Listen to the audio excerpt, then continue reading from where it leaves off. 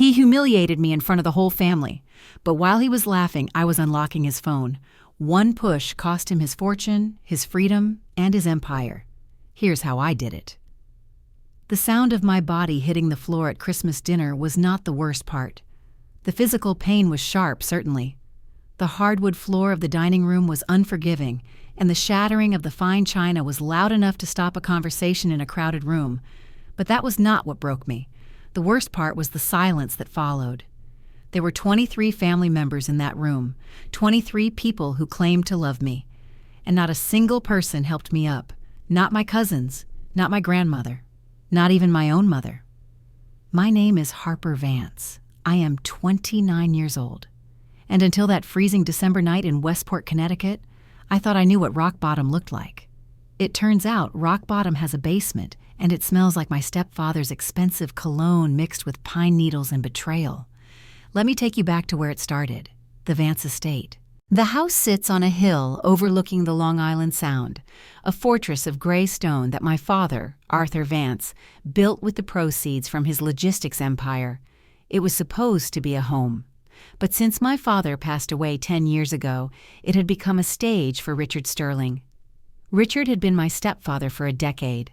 To the outside world, he was the grieving widow's savior, the man who stepped in to manage the Vance Logistics Company when my mother, Eleanor, was too distraught to function. To me, he was a shark in a tailored Italian suit. That Christmas Eve, the tension in the house was thick enough to choke on.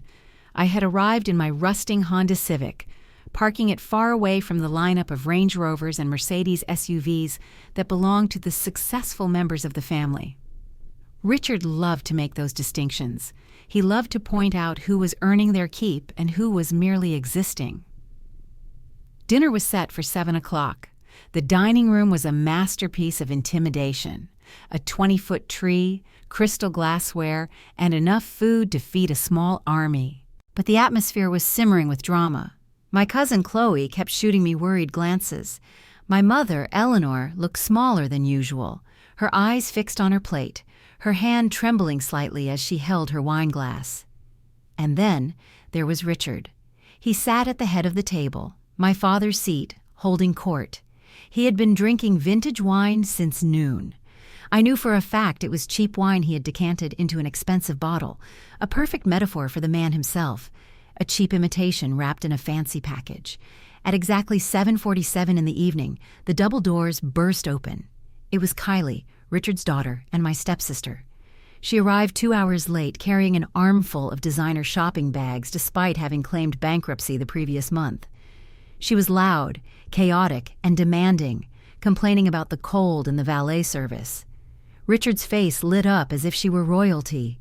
And then, everything happened in slow motion. Richard stood up.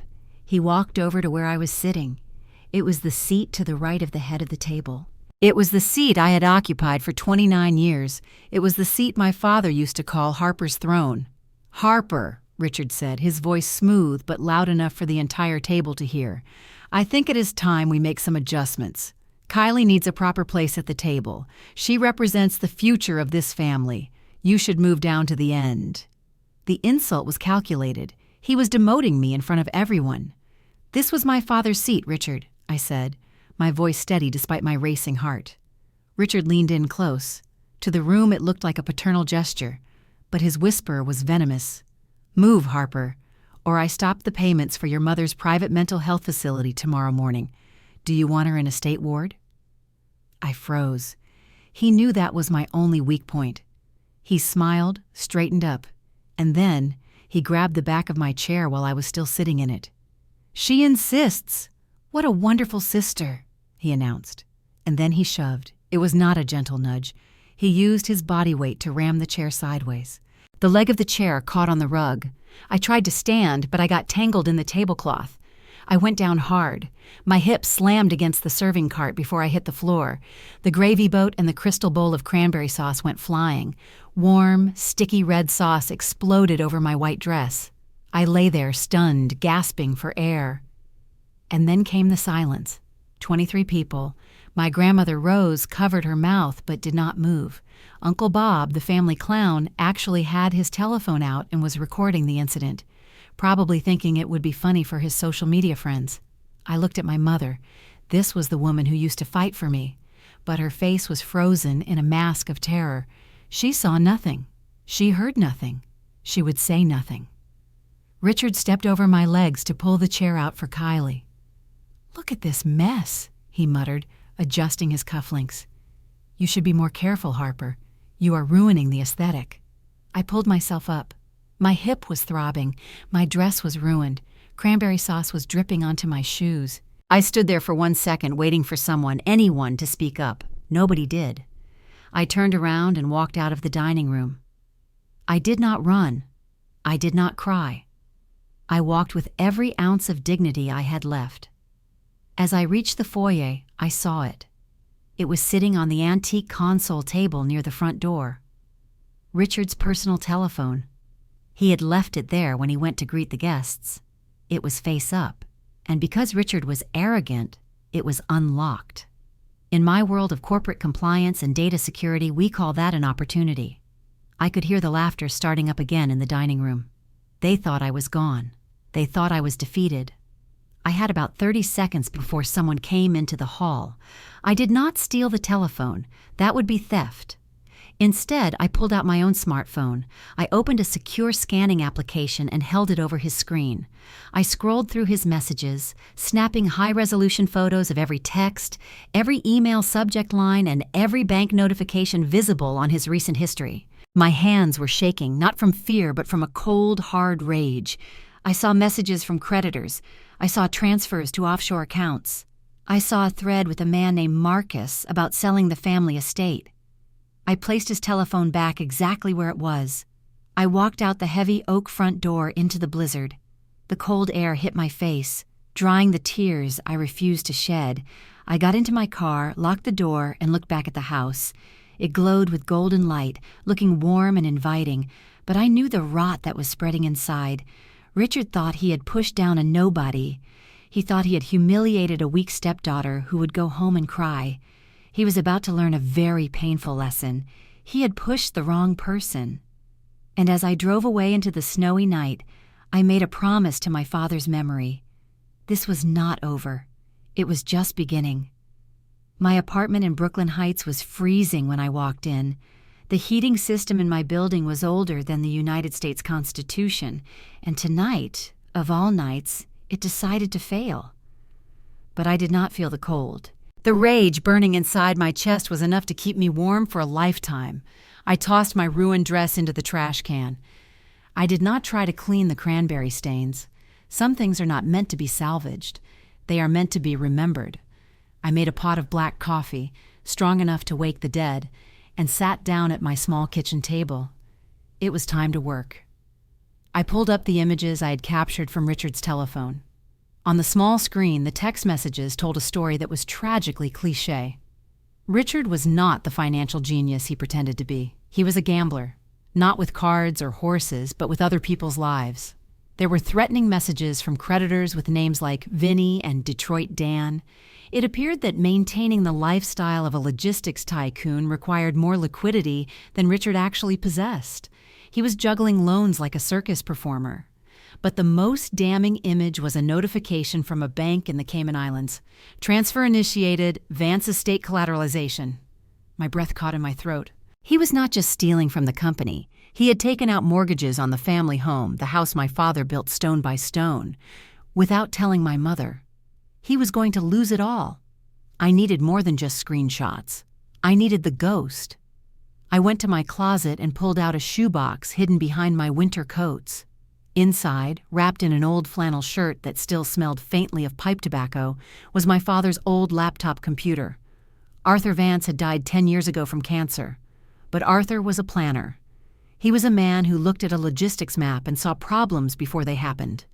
2 days before he died, he had given me this computer and a silver locket.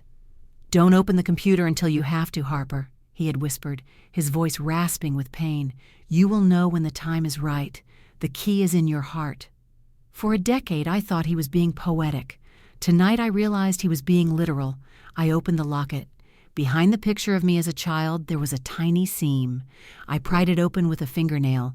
Inside was not a sentiment, but a micro SD encryption chip, a physical key. I inserted the chip into the computer. The screen flickered to life. No password was required. The chip was the authentication. The desktop was clean except for one folder labeled Case File, Sterling. My hands shook as I clicked it. It wasn't just files. It was a surveillance log. My father had suspected Richard years ago. He had hired private investigators. He had documented Richard's history. A con artist named Dickie Miller who preyed on widows. My father had been building a case to protect my mother, but the cancer took him before he could pull the trigger. But there was something else. A video file dated 3 weeks before his death. I pressed play. My father's face filled the screen.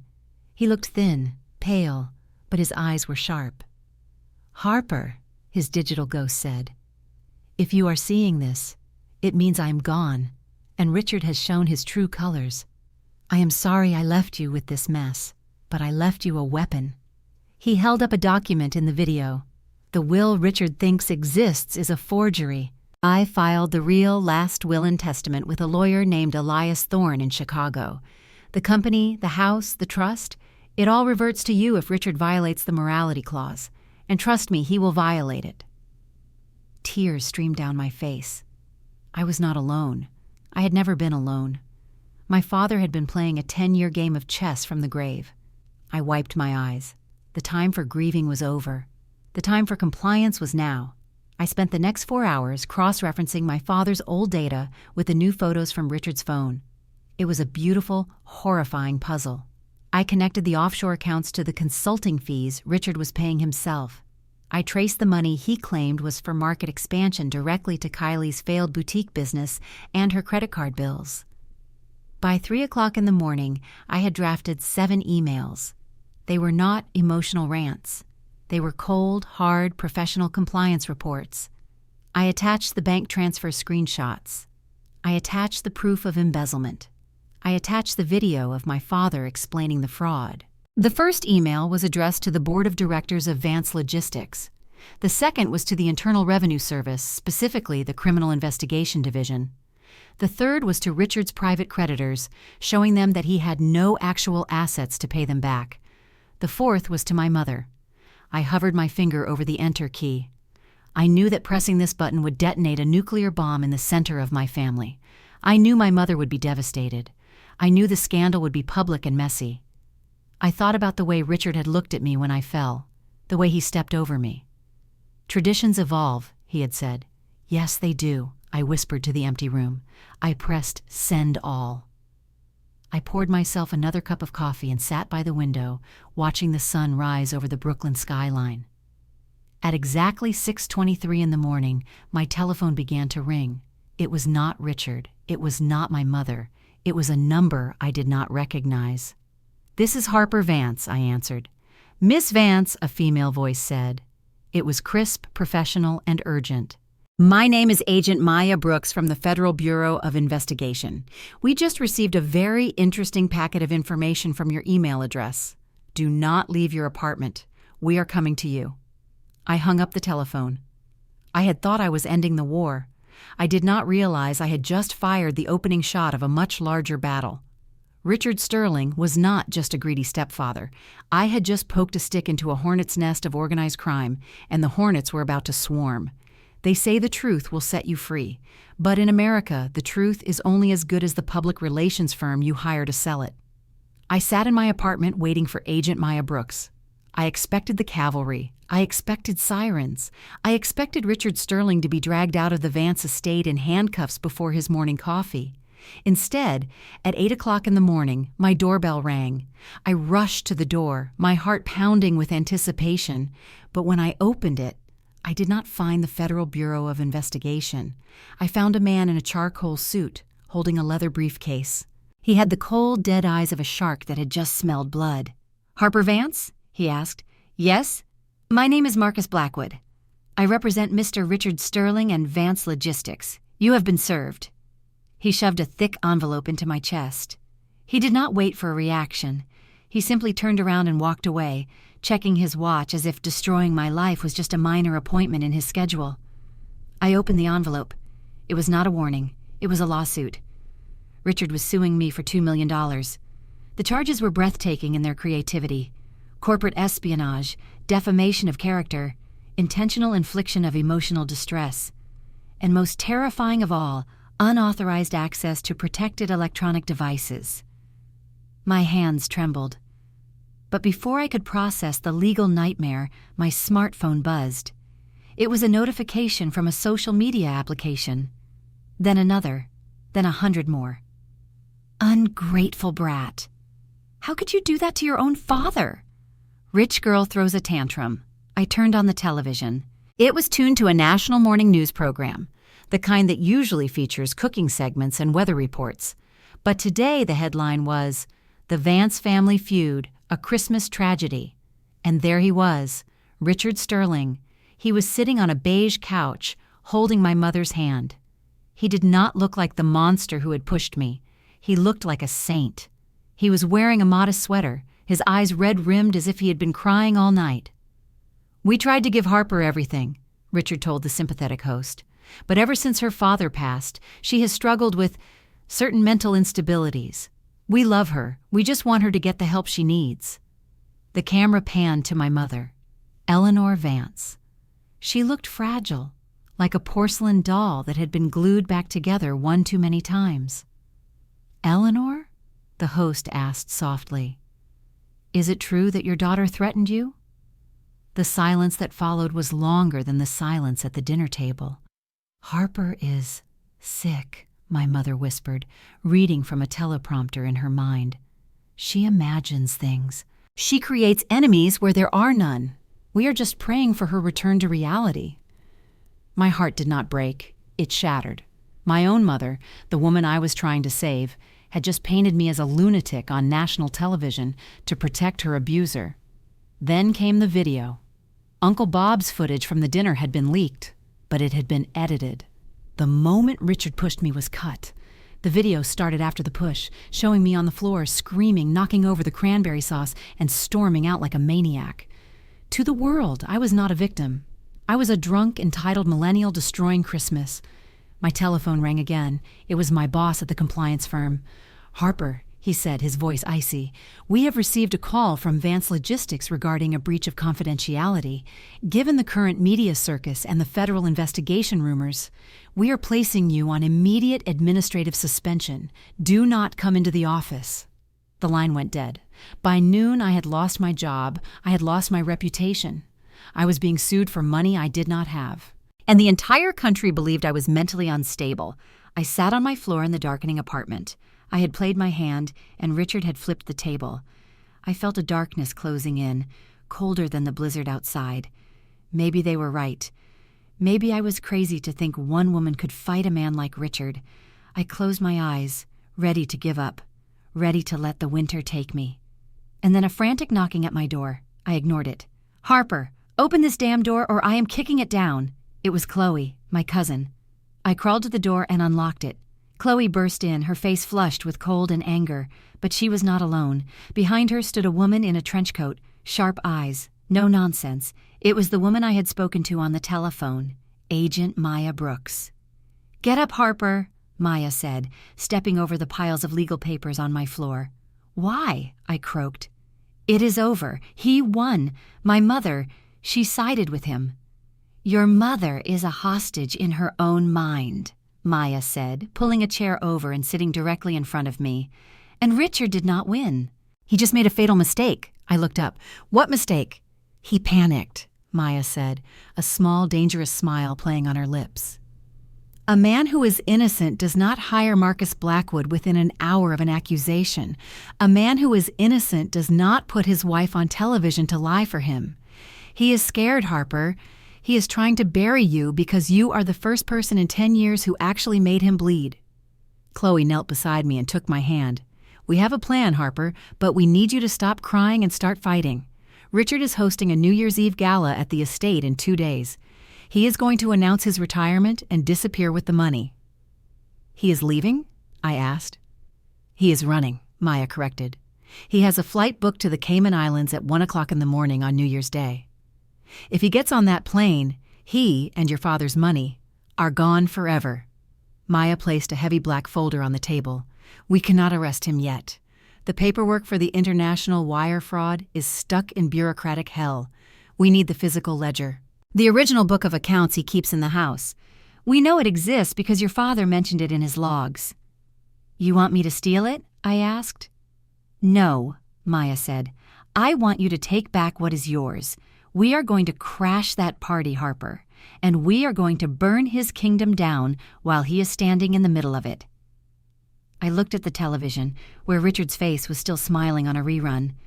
The sadness in my chest began to harden into something useful, something cold. "Okay," I said, standing up. "Let's go to a party." New Year's Eve at the Vance estate was not just a party, it was a coronation. Richard Sterling had spared no expense. He had transformed the ballroom into a winter wonderland of white velvet, ice sculptures, and enough champagne to drown a battleship. 500 of the wealthiest people in New England were in attendance, hiding their identities behind elaborate Venetian masks. It was the perfect cover for a ghost. I walked through the front gates at 10 o'clock at night. I was not wearing a waitress uniform. I was wearing a floor-length silver gown and a heavy mask covered in white feathers. I did not enter through the service entrance. I walked right through the front door, holding an invitation that my cousin Chloe had swiped from a distracted guest. My heart was hammering against my ribs like a trapped bird, but my face was stone. "Check 1, do you copy?" Agent Maya Brooks' voice crackled in my tiny earpiece. "I am in," I whispered, lifting a flute of champagne from a passing tray to blend in. "Copy that," Maya said. "Chloe has disabled the perimeter cameras. You have 10 minutes before the system reboots. Get to the study. Get the ledger." I moved through the crowd. I saw Richard near the orchestra pit. He was holding a microphone, laughing, looking like the king of the world. He was wearing a tuxedo that probably cost more than my entire college education. My mother stood next to him, looking vacant, a prop in his grand play. I fought the urge to run to her. Not yet.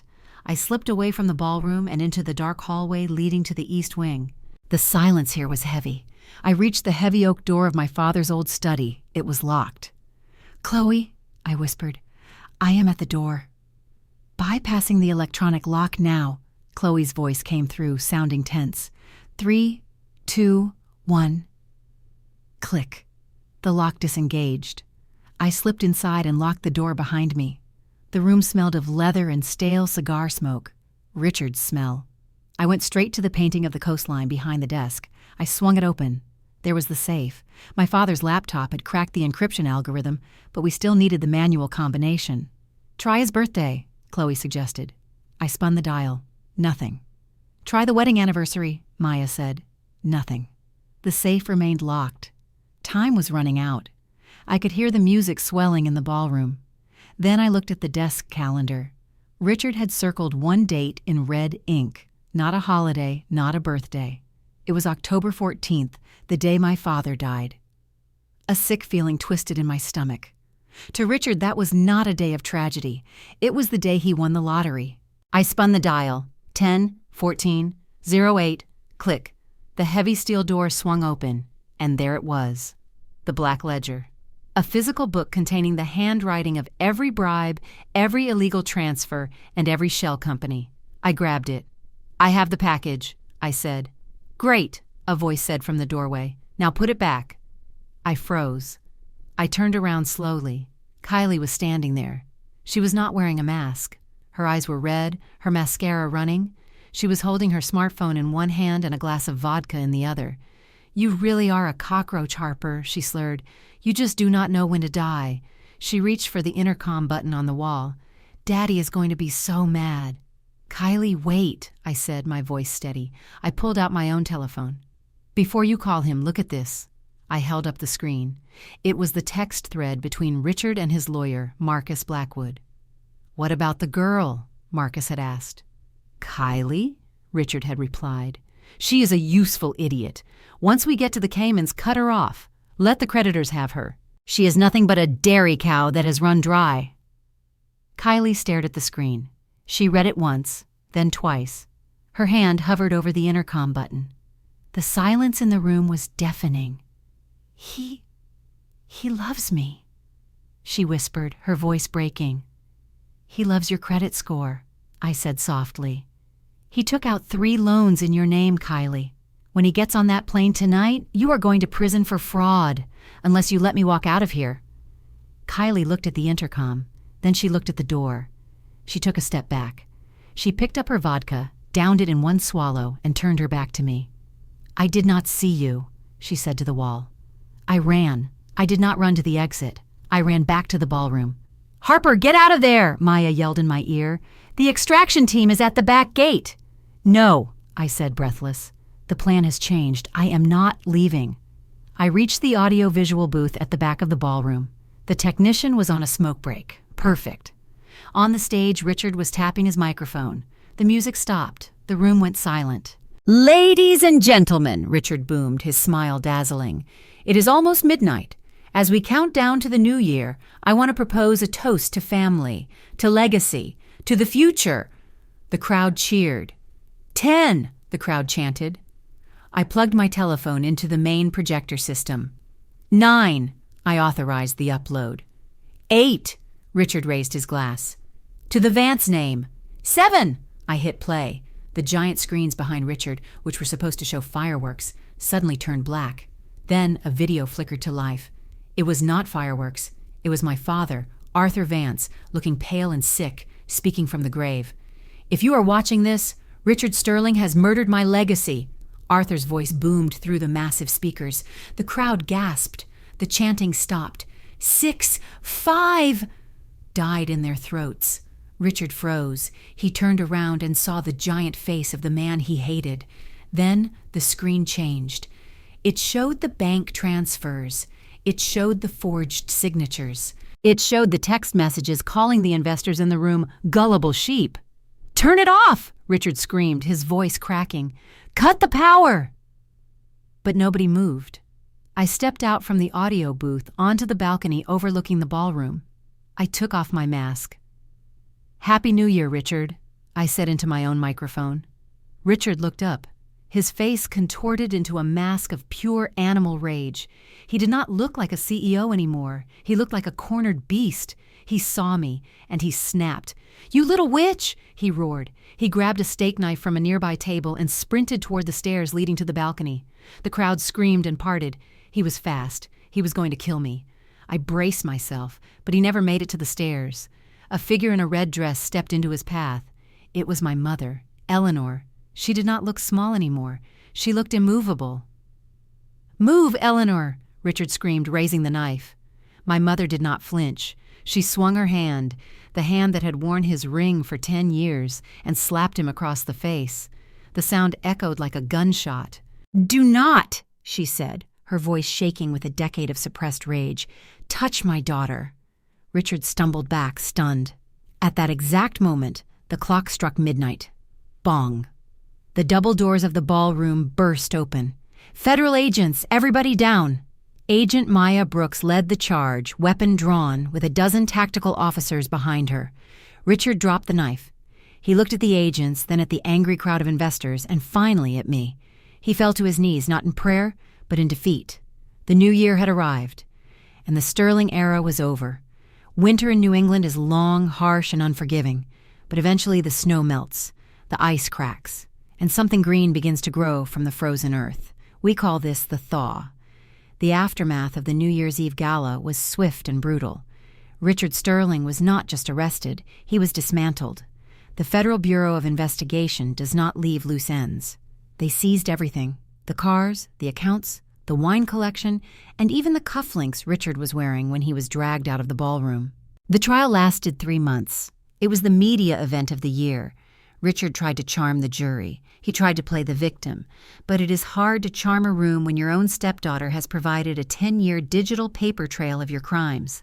The judge, a stern woman named Patricia Hawkins, sentenced Richard Sterling to 25 years in federal prison without the possibility of parole. When the gavel came down, the courtroom did not cheer. It exhaled. A collective breath held for a decade was finally released. Kylie did not escape unscathed. She was charged as an accomplice to fraud. Because she cooperated with the prosecution at the last minute, she avoided prison time. Instead, she received 3 years of probation and 2,000 hours of community service. I drove past the highway last week and saw her. She was wearing a bright orange safety vest, picking up trash on the side of the interstate. She was not taking photographs for her social media. She was just working. For the first time in her life, Kylie was contributing to society, but the real work began at home. My mother, Eleanor, did not recover overnight. You do not wake up from 10 years of manipulation in a single day. She sold the Vance estate. She said the walls held too many ghosts. She bought a smaller, sunnier house near the coastline in Rhode Island. One afternoon, we sat on her new porch, watching the waves crash against the rocks. "I need to apologize," she said. Her voice was stronger now, no longer the whisper of a frightened woman. "Not for being fooled. Grief makes fools of us all, but I apologize for choosing my own comfort over your safety. I let him dim your light so I did not have to see my own darkness." I reached across the table and took her hand. "You did not fail me, Mom. You just froze, but you melted when it mattered." We rebuilt the company. Vance Logistics is no longer a personal piggy bank for a con artist. It is a thriving business again. I instituted a new scholarship fund in my father's name, the Arthur Vance Foundation. We help elderly people and widows protect their assets from predatory financial advisors. We turned our tragedy into armor for others. 6 months after the sentencing, I made one final trip. The federal penitentiary was a gray, soulless concrete block. It smelled of antiseptic and despair. I sat on one side of the reinforced glass. Richard Sterling sat on the other. He looked small. Without his tailored suits, without his expensive cologne, without the fear he instilled in others, he was just an aging man with thinning hair and bitter eyes. He was inmate number 48473. He picked up the phone receiver. "You came to gloat?" he sneered. Even in prison, he tried to be the shark. "No," I said calmly. "I came to give you this." I pressed a photograph against the glass. It was a picture taken last night. It was the dining room table at my mother's new house. The table was full. Agent Maya Brooks was there, laughing with my cousin Chloe. My mother was smiling, truly smiling, pouring wine for my grandmother. And at the head of the table, there was no throne, just a simple wooden chair, and it was occupied by a framed photo of Arthur Vance. "You told me that traditions evolve," I said to Richard. "You were right. We have a new tradition now. We only invite family, real family." Richard stared at the photo. His face turned red. He opened his mouth to scream, to curse, to manipulate, but I had already hung up the phone. I stood up and walked away. I did not look back. The guard told me later that Richard sat there for an hour, staring at the picture of the life he had tried to steal and the family he had pushed away. They say you should be careful who you push down, because they might get back up. But I think the lesson is simpler than that. Be careful who you push down at Christmas dinner. They might have a dead father who planned for this exact moment. They might have an FBI agent for a friend. And they might just be waiting for the right moment to push back. My name is Harper Vance. The balance has been restored, and for the first time in 10 years, the silence is beautiful. Sound of a pen writing on paper, then a final period.